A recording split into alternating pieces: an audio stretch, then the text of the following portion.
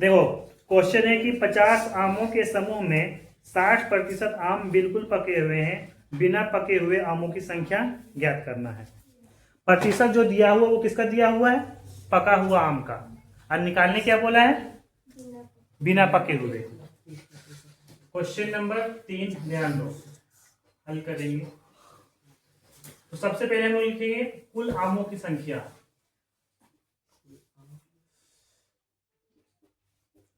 आमों की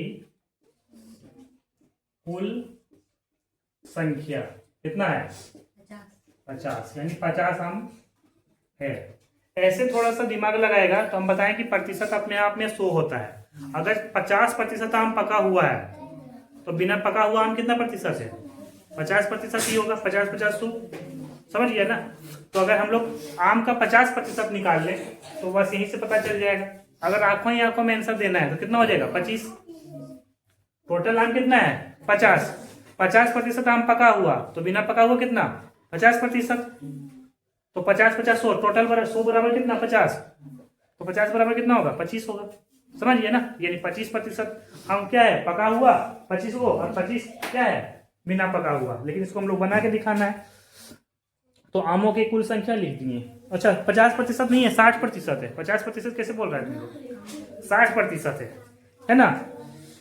आमों के समूह में कितना है? 60% पके हुए हैं। तो लिखो पके हुए आम, पके हुए आमों का प्रतिशत बराबर कितना है? 60 है ना? 50 का 60% कितना पका हुआ है वो हम लोग निकाल लेते हैं, तो बिना पका हुआ अपने आप पता चलेगा। ठीक है, तो अगर आमों की कुल संख्या 50, पके हुए आम का प्रतिशत कितना है? 60, तो लिख दिए 50 का 60%।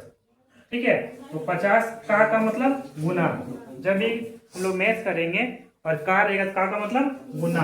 60 है तो 60 लिख दो, और प्रतिशत जैसे ही हटाएंगे नीचे 100 में भागा में चला जाएगा। प्रतिशत जैसे ही हटाएंगे 100 कहाँ जाएगा?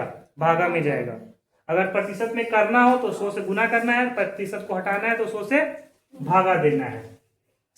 तो बना लो इसको, ये एक जीरो से एक जीरो, ये दूसरा जीरो से दूसरा जीरो। ठीक है, ये कटेगा तो यहाँ आ गया मेरा 5 और यहाँ आ गया 6, 5 6 30।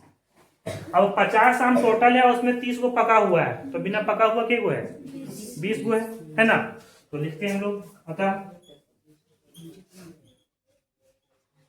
बिना पके हुए आमों की संख्या, बिना पके हुए आमों की संख्या बराबर टोटल आम कितना? 50, पका हुआ के वो 30, तो बिना पका हुआ कितना? 20। यही हो गया आंसर। समझ गया?